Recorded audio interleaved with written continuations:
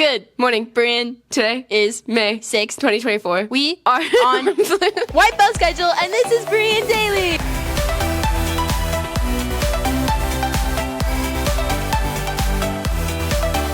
Attention all men who are planning to play football next year. Spring ball started this morning. If you weren't able to make it but plan on to play football next year, then make sure to come out tomorrow. Spring ball will take place this week and next week, the week of May 13th. Spring ball practices start promptly at 6 a.m. on the Berean field Monday, Tuesday, and Thursday, as well as on Saturday at 10 a.m. For more information, talk to your captain, Josh Warner, Coach Wells, or Coach Giles. AP students, be sure to check your AP test schedule and show up on time. 7:40 a.m. for morning exams and 11:40 a.m. for afternoon exams. Plan ahead for traffic. Attention all ladies interested in hitting the gridiron next season. There's a mandatory meeting for all athletes planning on playing flag football on Wednesday, May 8th, at lunch in classroom D1. Come hear about summer workouts, season plays, and captain applications. Make sure to bring your friends along and spread the word and join the movement. Any questions, contact Mr. Coach Runyon or Mr. Coach Wade. Seniors, remember to drop by the College and Career Center this week to get your picture taken for the bulletin board and represent where you will be going next year. Juniors, if you have not yet met with Miss Tiegler this spring, make sure to schedule your spring college and career meeting before summer break. If you have sports results, stats, photos, or videos you'd like to see included on Berean Daily, then email them to bdsports@bereanchristian.com. That's it for announcements, Berean. I'm Grace. I am Lauren, and this is Berean Daily.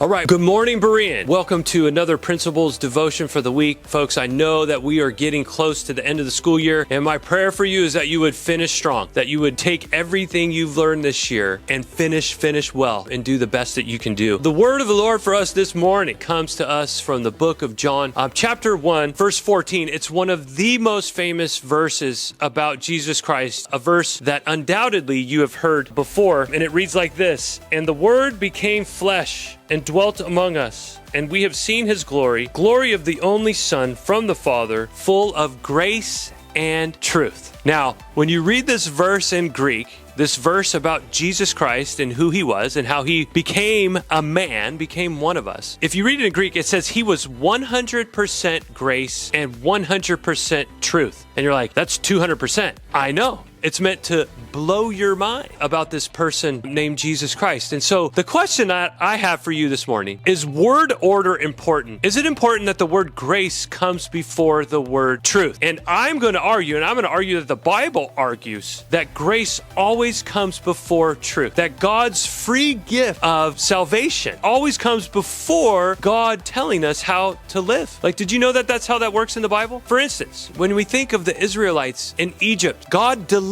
them, God saved them, God gave them grace before he gave them the law, right? They went through the Red Sea before God gave them the law on Mount Sinai and told them how he wanted them to live. It's a perfect example. Grace comes before truth. Another example, if you read any letter in the New Testament, there's a description of what God has done, of the grace that God has extended before God tells you how you should live. It's called the indicative imperative. Like the verb tenses are always indicative, meaning describing what God has done, the grace that he has given, what Jesus has done on the cross, before at the end of the letter, the imperative verbs show up where God commands us how to live, right? So you read the book of Romans, the first 11 chapters are indicative verbs. What God has done, what Jesus has done. And then you get to chapter 12 and it reads what? In view of God's mercy. Therefore, in view of God's mercy, present your bodies as living sacrifices, as holy and pleasing to God. So grace comes before truth always. And so, my friends, this week, as we remember Jesus Christ and who he was, and that he was an example for us in our lives, that we too